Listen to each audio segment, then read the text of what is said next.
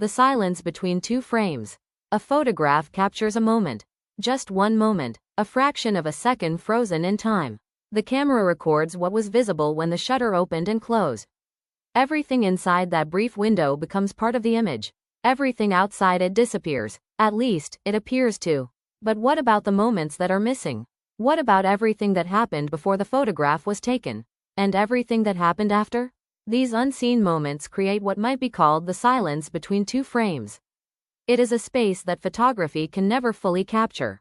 Yet it may be one of the most important parts of the medium. When we look at a photograph, we often focus on what is visible.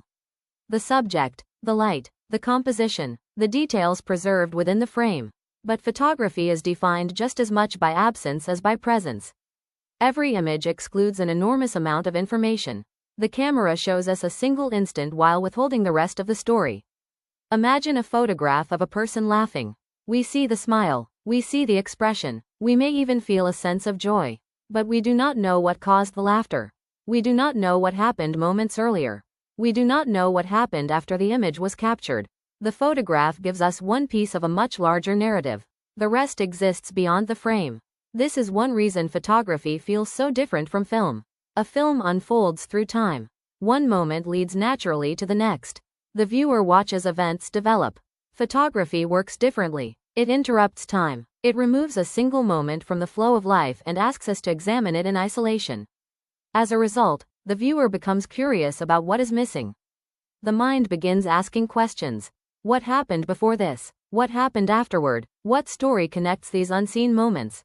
In many ways, photography relies on the imagination to complete what the camera cannot provide.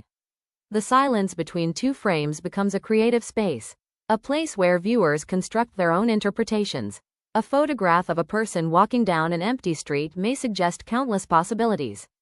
Are they arriving somewhere, leaving something behind, searching for someone? The image does not say.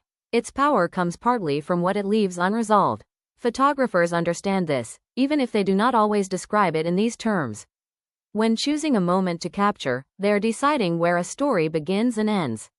A difference of 1 second can completely change the meaning of an image.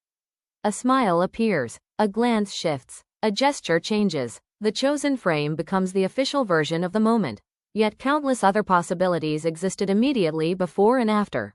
Those lost moments remain invisible, and yet they continue to influence how we interpret what we see. This idea reveals something important about life itself.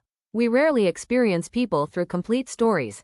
Most encounters are fragments, moments, impressions. We see portions of other people's lives without knowing everything that came before or after.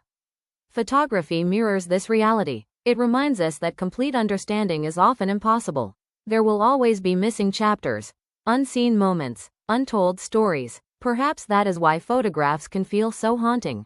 Not because of what they show, but because of what they cannot show. The image becomes a reminder of time's continuous movement.